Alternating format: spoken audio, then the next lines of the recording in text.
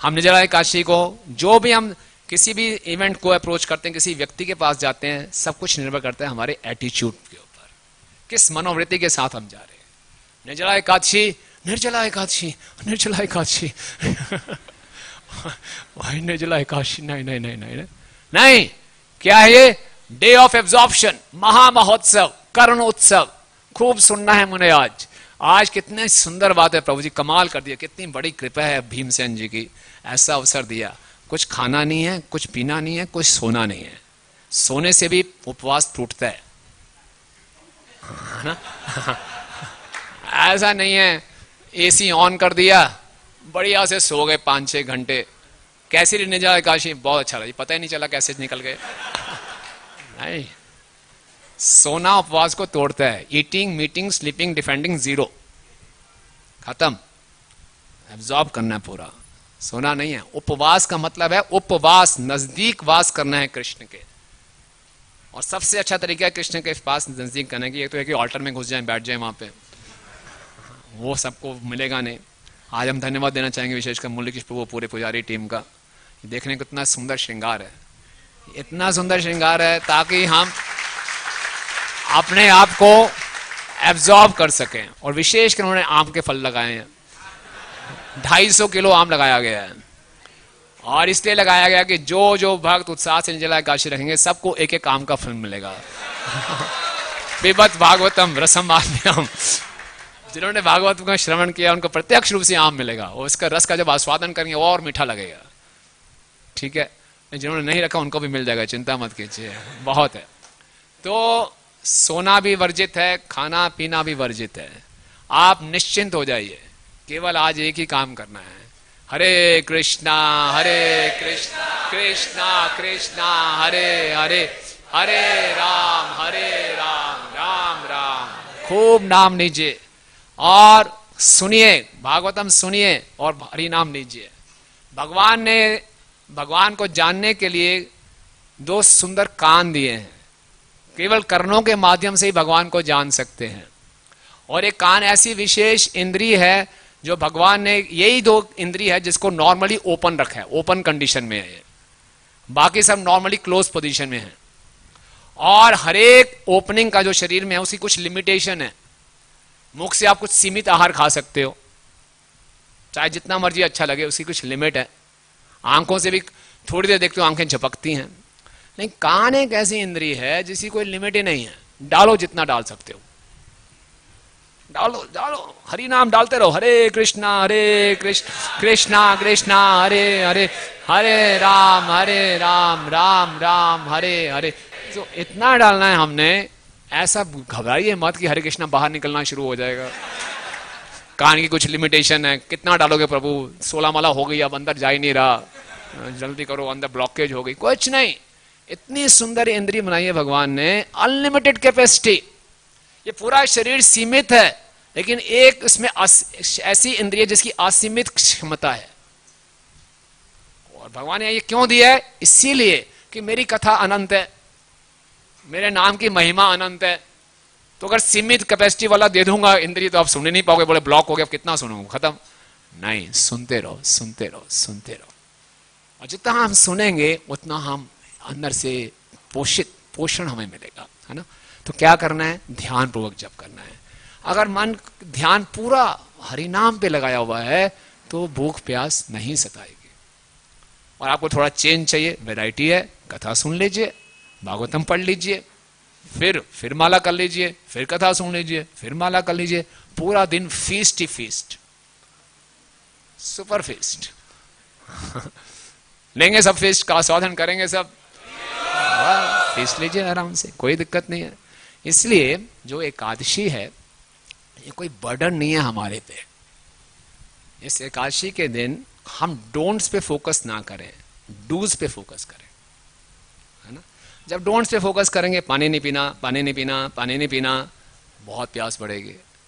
Dos पे focus करो, ज्यादा हरि नाम, ज्यादा हरि नाम, ज्यादा हरि नाम, ज्यादा कथा, ज्यादा कथा।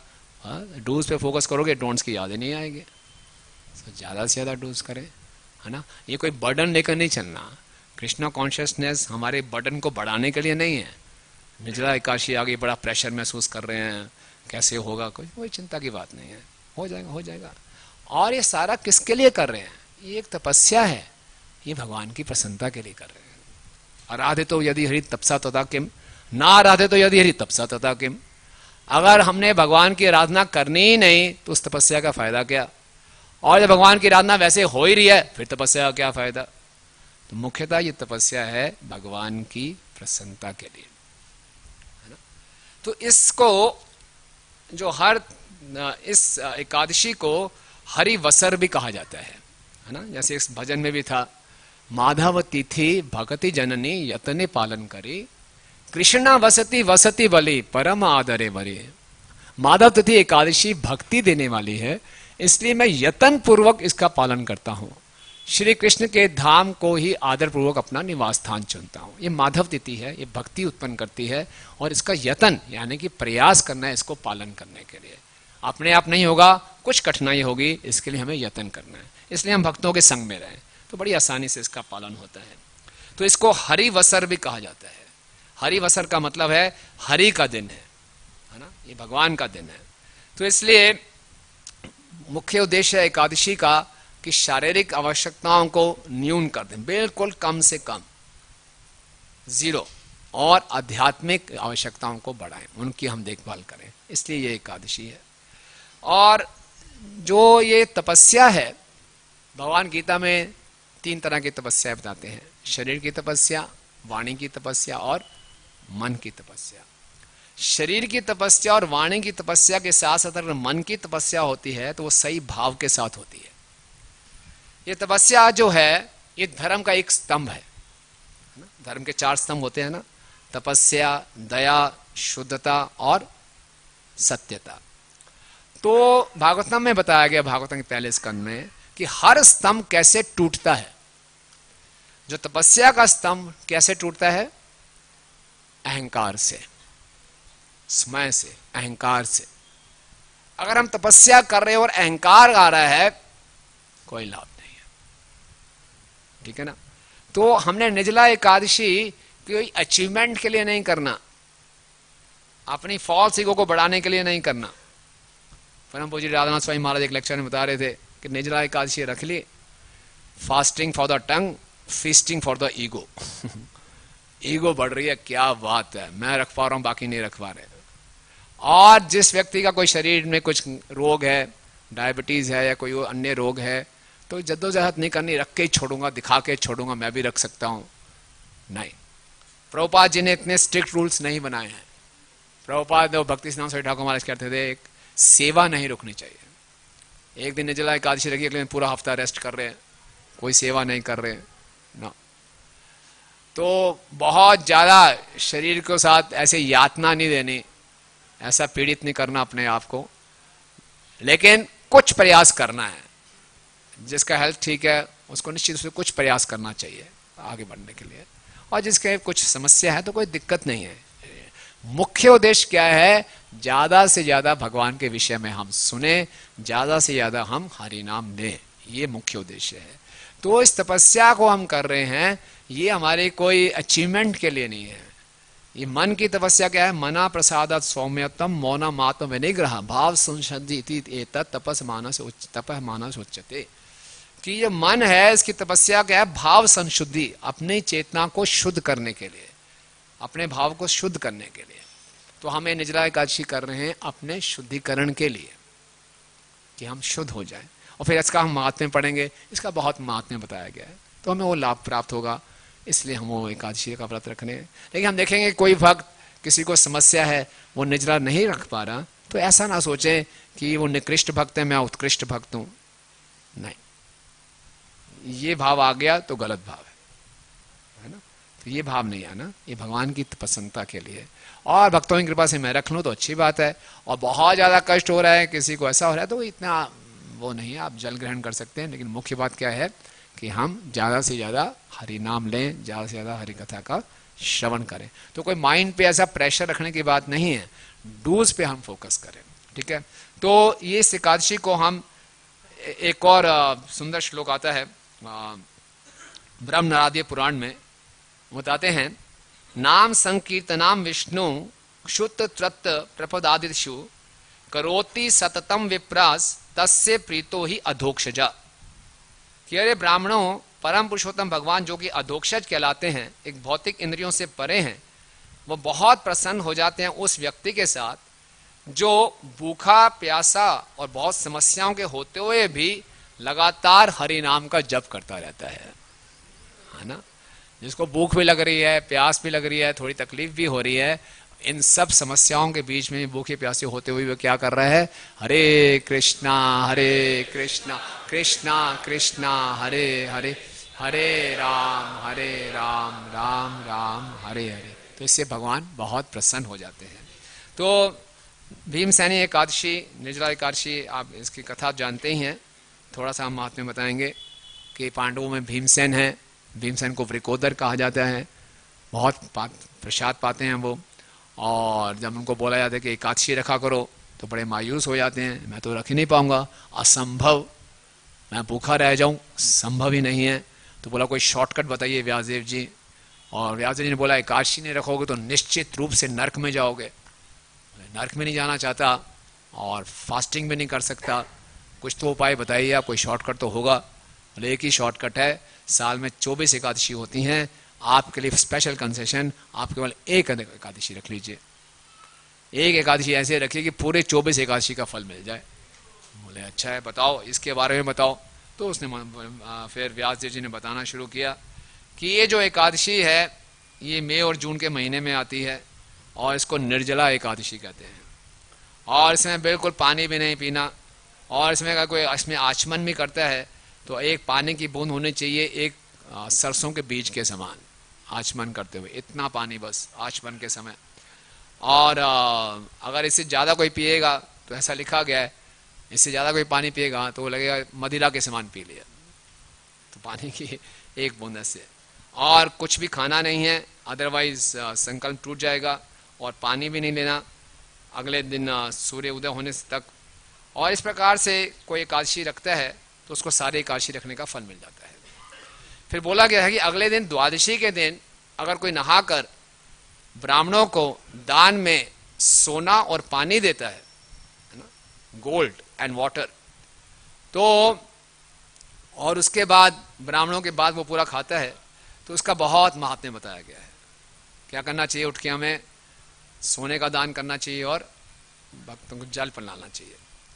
अब बोला कि इसकी महिमा सुनो, इस एकादशी को करने से हमें बाकी सारी एकादशियों को पालन करने का फल मिल जाता है। आप देखेंगे वैष्णव कैलेंडर में लिखा हुआ है कि निर्जला एकादशी उन भक्तों के लिए जिनकी एकादशी बीच में कभी टूट गई हो, है ना, उनके लिए आवश्यक है। क्योंकि ये एकादशी रख के किसी की एकादशी टूट भी गई है तो उसका फल उसको मिल जाएगा, वो एकादशी रखने का भी। और आज के इस कलयुग में हम लोग जो एकादशी के दिनों में खाते हैं तो कोई गारंटी नहीं है कि वो पूर्ण रूप से फलाहार है कि नहीं है ना। इसलिए बेस्ट स्टैंडर्ड क्या है कि निर्जला रखो। कई भक्त हैं इतने तपस्वी हैं निर्जला ही रखते हैं, कई भक्त थोड़े हैं तपस्वी केवल जल पे रखते हैं, निर्जल सजल। कई थोड़े और हैं वो सफल केवल फल के साथ रखते हैं। कई में विफल हो जाते हैं तो वो फिर वो फिश खाते हैं, फिर पनीर और पकोड़े और वो सब खाते हैं। तो शाही पनीर और पकोड़ा वगैरह सब खा लिया तो काफ़ी चांसेस हैं कि एकादशी टूट जाए, क्योंकि उसमें कुछ ना कुछ तो मिलावट होती है। तो ऐसे लोग फिर निर्जल रखेंगे तो जो एकादशी टूट गई हैं तो वो उसका फल प्राप्त हो जाएगा। तो एक बार भगवान विष्णु जो कि शंखधारी हैं, शंख चक्र गदाधर धारी हैं, उन्होंने मुझे बताया, व्यासदेव जी कह रहे हैं कि अगर कोई व्यक्ति सारे धर्मों को परित्याग करके मेरी शरण लेता है और इस निर्जला एकादशी का पालन करता है, वो मुझे बहुत प्रिय हो जाता है और सारे पापों से मुक्त हो जाता है। और